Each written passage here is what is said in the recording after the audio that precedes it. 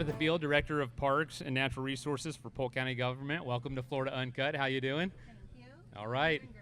And Mr. David Hunt, the boss of the 2026 Florida, the Great Florida Cattle Drive, and among so many other things. How are you doing? I'm doing great. Thank you for having me. Yes, absolutely. So this podcast, Florida Uncut, is all about the people that are doing the work to connect and protect wild Florida. And we're sitting right now at cow camp in a reserve that's open to the public. I'd love to hear from both y'all about the perspective of why the two merging of those communities is so important today for this event. You know, what about people visiting Circle B and the cattle folks visiting together? Why is that so important to keep alive and well in Polk County? I'll start. There we go. It really is about our heritage, but also what is a way of life currently today representing Polk County, and how agriculture and conservation are so closely tied. Our working landscapes are conservation lands here in Polk County. They provide areas for water, aquifer recharge, water storage during flood events, wildlife corridors, wildlife habitat, but also preserves this unique rural culture that we have here in Polk County. I can ask you a new question. You know, a lot of people might see this as a relic of the past, you know, like a reenactment almost. But that's not the case with cattle. That's the case here. You know, you don't necessarily do it here on Circle B anymore, but talk to us about how this industry and this way of life is still alive and well in Florida. Talk to us about people might not even realize that's right under their nose, or right off the road through those trees going on in the pastures behind there. Yeah, Florida is still, I think, ranked number 10 in the country on cattle numbers, and people don't see that from the interstate. But the heritage and the cattle are here, and we need to do everything we can to protect it and blend it in with the conservation efforts. Early on, I don't think the two sides got along very well, but today I think there's a very good partnership with the conservation folks and environmentalists, because I believe that the cattle industry and the cowboys were the original conservationists. So we really need to look at where we came from and try to preserve it and put it out there that, hey, the cattle industry's here and we're going to depend on it for quite a few years, and it ties into our food security. And without cattle, I don't think we would go very far without it. I want to hear what each of you might bring to this question. How did the environmental community and the cattle industry eventually get on the same side? What did you see as the reason why that happened? You want to start? Yeah, I'll go with Okay. it. I think there were some ranchers and cattlemen out there that took the step forward and started doing it and kind of developed a path forward, and then the conservationists, the county lands, state lands, started designing programs that worked for both sides. Yeah, and I would to follow that up, I think that a lot of times government is seen as a regulatory oversight, but this is a true example of how conservation programs are community programs. And so we're incentives, and we work with the community to make projects happen. And it's hard to imagine at this point, to look back, 15, 20 years, to see where those relationships were at, see how far we've come to build those relationships. So we are true partners. And it's really more remarkable when we speak with groups that are from outside the state of Florida. It's one of the reasons the state of Florida is leading in the areas of conservation, is because we've realized the bigger picture and the partnerships that we need to have to make conservation happen. We're very blessed here in Florida to have that. It's not that way throughout the United States, so I'm just really lucky that we got there the quickest. Today has been really cool to see that. You see a ton of cowboy hats. You see a ton of Wranglers. You see some Spurs. But you also see a ton of folks here to bird, here to take photos, here that they probably have no connection to that way of life, but you're here sharing the same plot of land, really for the same reason, for a love of it, for the love of place. I'll share a quick anecdote. I recently had a bird researcher on this show talking about the Florida grasshopper sparrow, and I said, hey, of course you don't want people going out there and handling these birds. What's one thing people can do to help with the work you do? And she said the number one thing that you can do is buy Florida beef. And she's a vegan, which was awesome. And I said, why? She goes, because the future of this bird depends on the future of Florida ranching.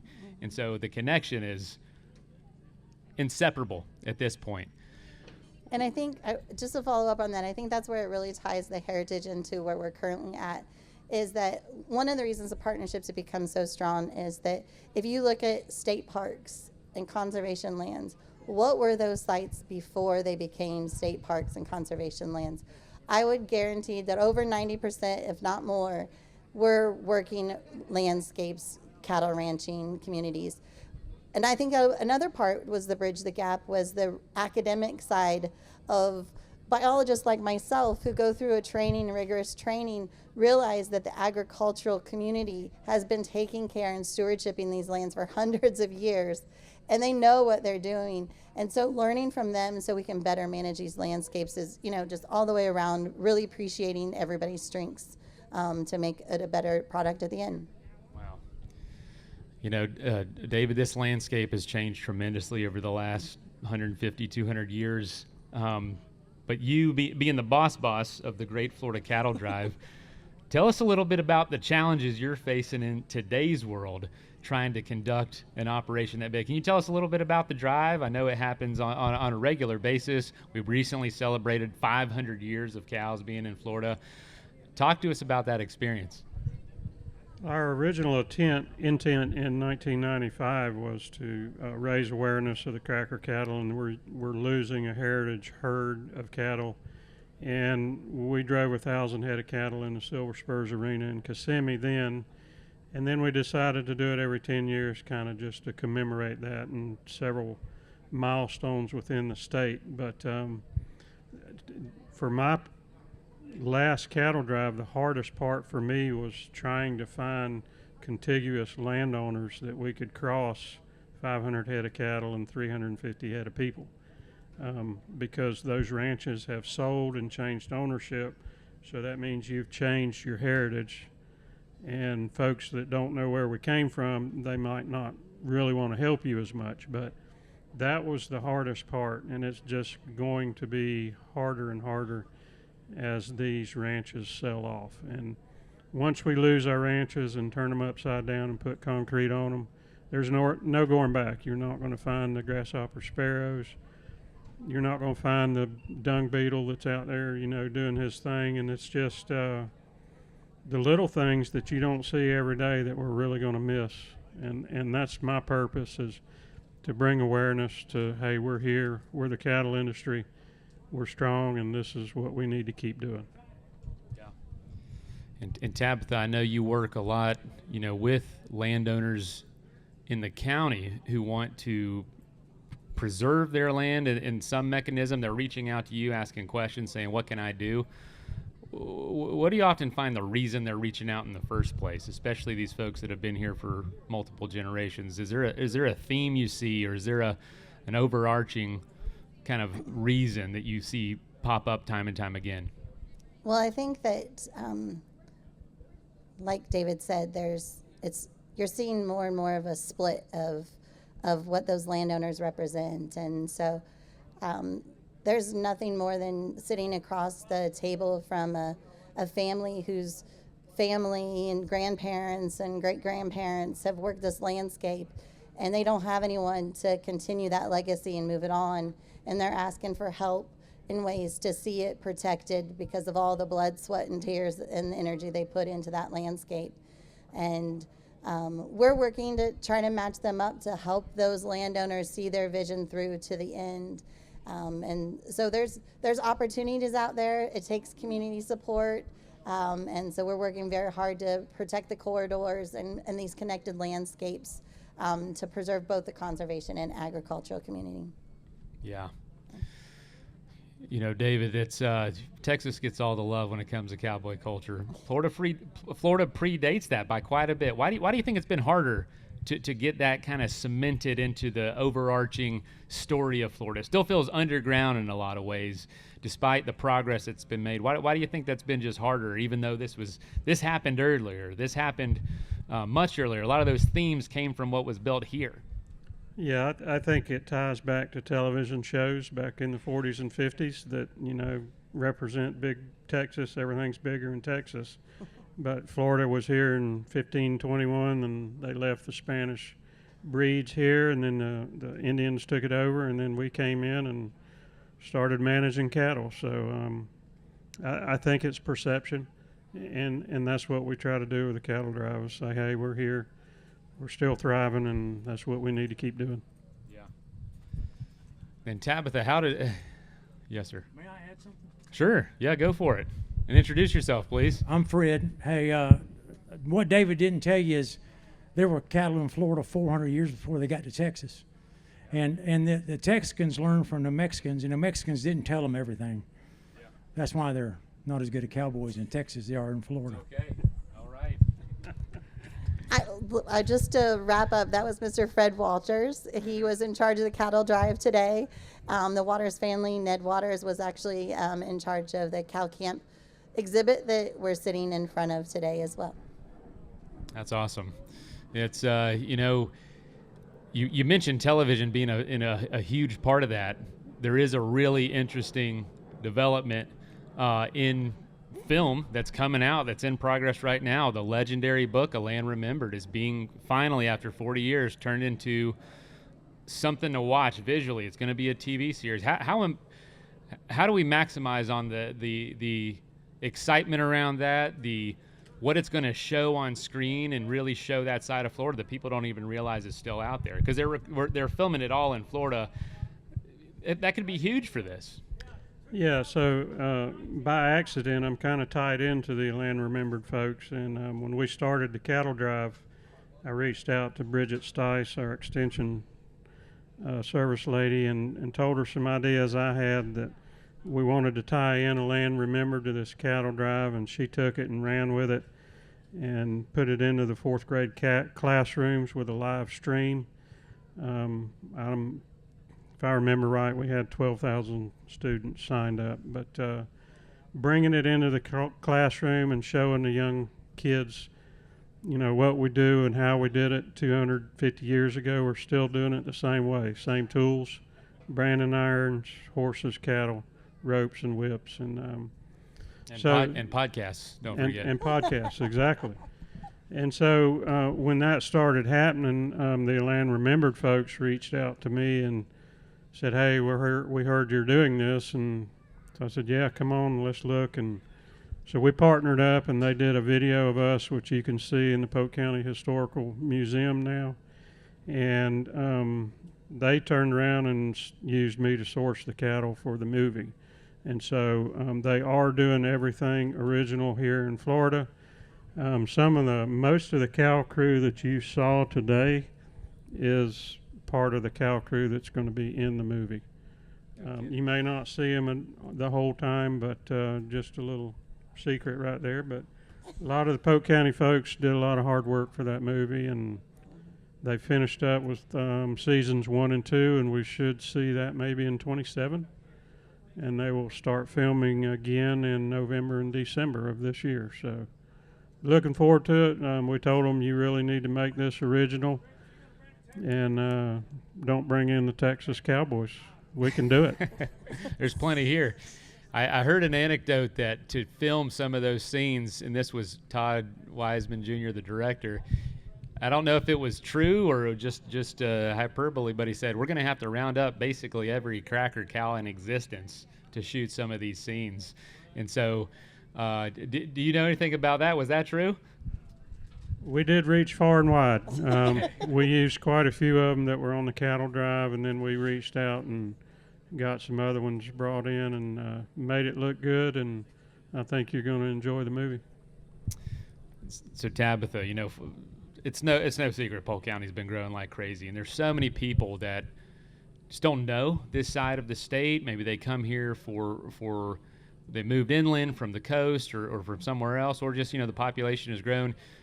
With the work you do, what do you see as these like cultural connections, utilizing them to their potential for the work you're doing here in Polk County?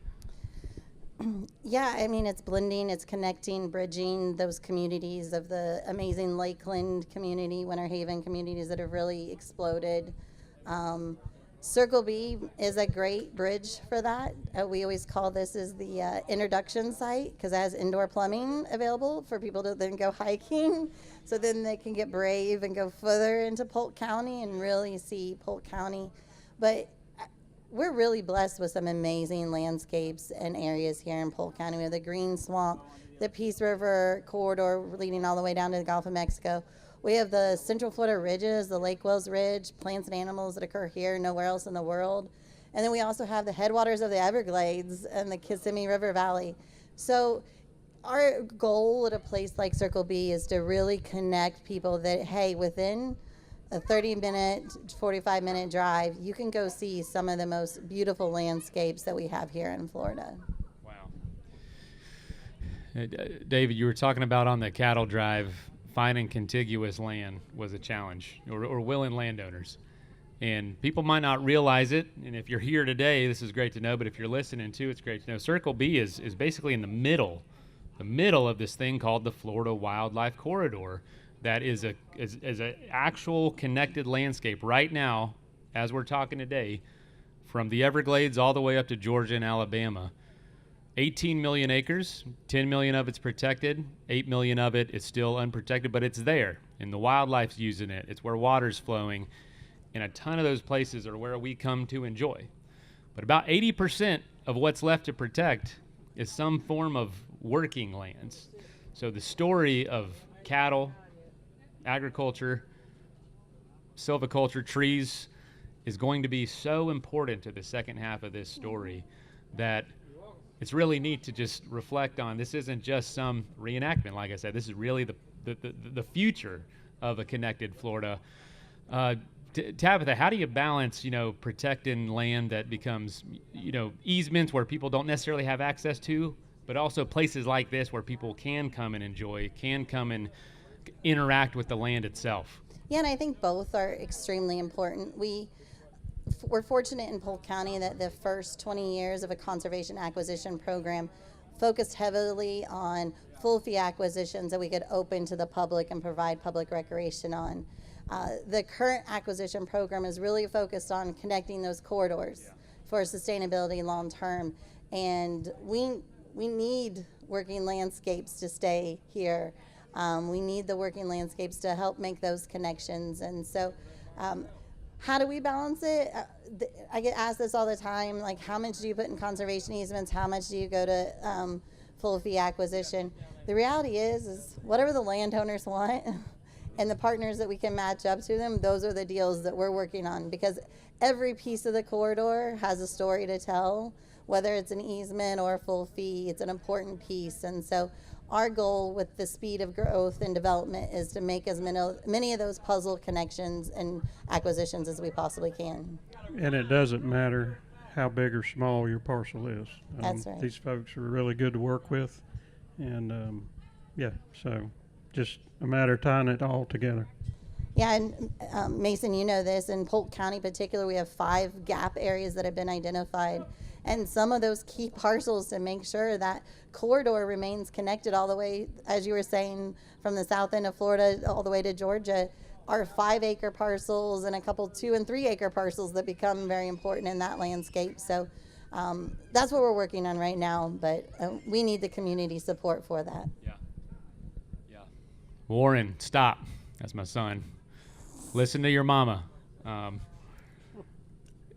We're out here. People can't see this. It's a podcast.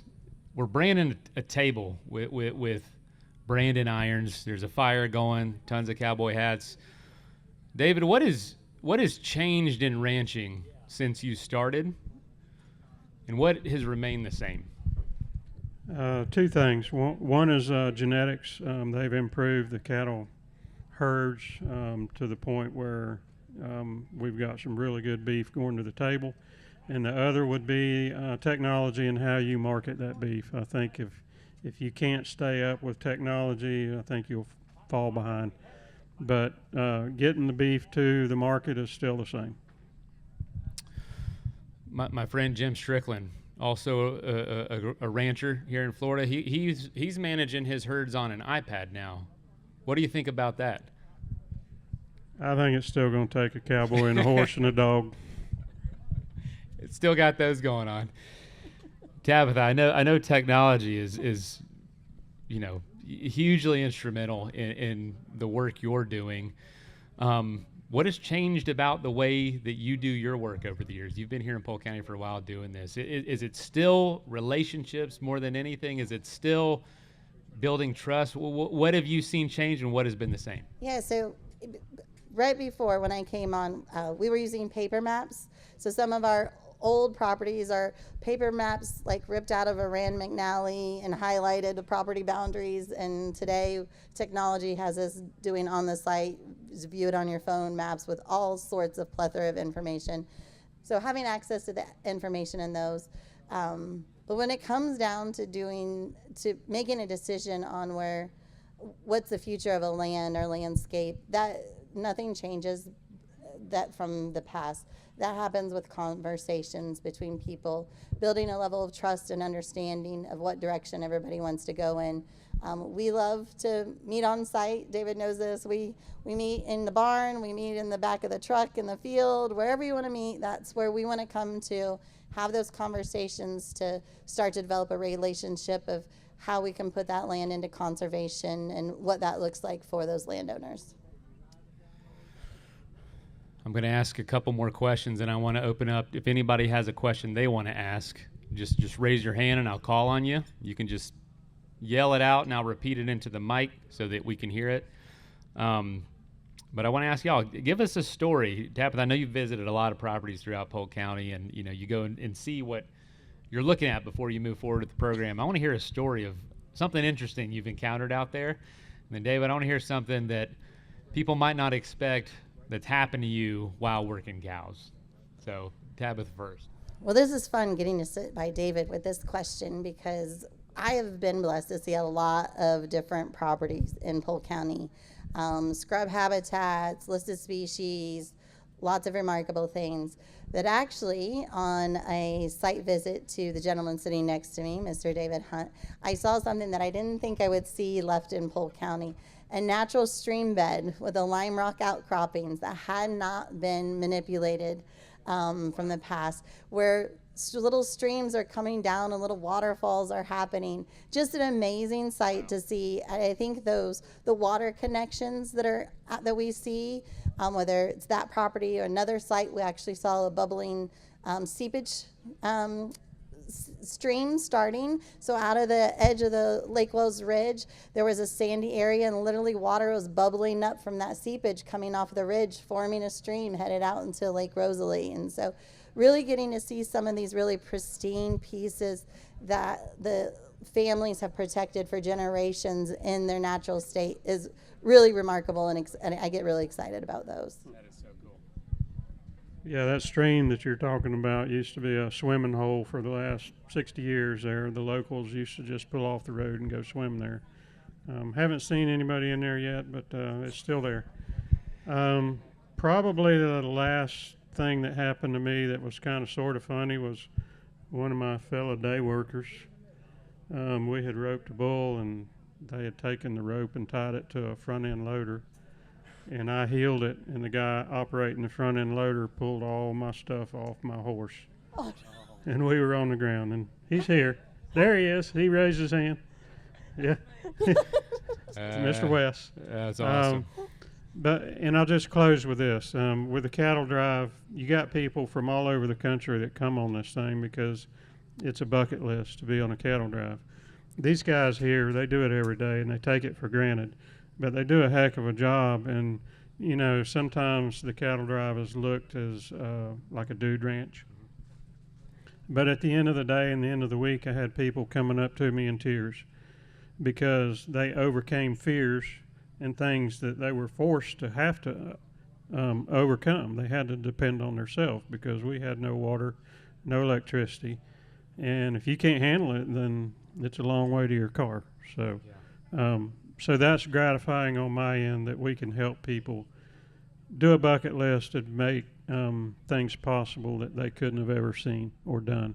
So these guys, they take it for granted. We all take it for granted, but we do have fun, and we laughed when I hit the ground.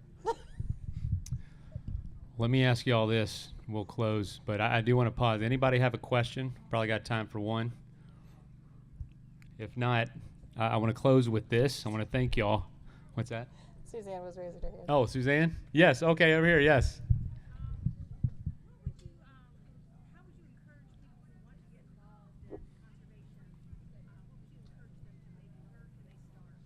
So I'll thank you. You took the words right out of my mouth. No, that's perfect. I was going to ask that. How can people get involved in the work that you both do? So from our perspective, I mean, connecting with your local community programs, getting involved at the local level, supporting programs like this, getting involved with the Florida Wildlife Corridor Foundation. If landowners are interested, please reach out to our office. We would love to talk to you about what options are out there and what opportunities you have and direct paths to take. So it's just really reaching out to us or another conservation entity. There's a lot of amazing nonprofit, local government, state governments, federal governments. We truly work in partnership, and so any of them are great to reach out to and get involved. Wow. David, you need people on horseback with you? Yeah, right. You want the public coming out? Yeah, as far as the cowboying side of it, you just got to get in with the landowner and, maybe some younger folks that are on cow crews. It's a pretty tight-knit community. They just don't open their arms and take people in because so many things can go wrong. But on the cattle drive side of it, just watch social media. We'll have our first meeting planning the next cattle drive on August 30th in Kenansville, and we're going to move forward that and see where we go. Last question. What gives y'all the most hope about the future of Wild Florida? Events like today. I mean, events today, seeing, like you mentioned before, the blend of the cowboy hats in the community that's protecting and stewarding these landscapes that we're working to preserve for future generations, but then the community that has interest and wants to engage and wants to see conservation happen because they understand the value of our protecting our water resources. They understand the value of protecting these wildlife corridors, and they understand the value of having food security and keeping agriculture present here in the state of Florida. Yeah, I think the challenge to the landowners is you have to have a desire to protect it for perpetuity. But it's very hard to resist change, especially when the developers come in and start offering the money that they're offering these days. So you have to be committed to the land, and most of our cattle producers here in the county are.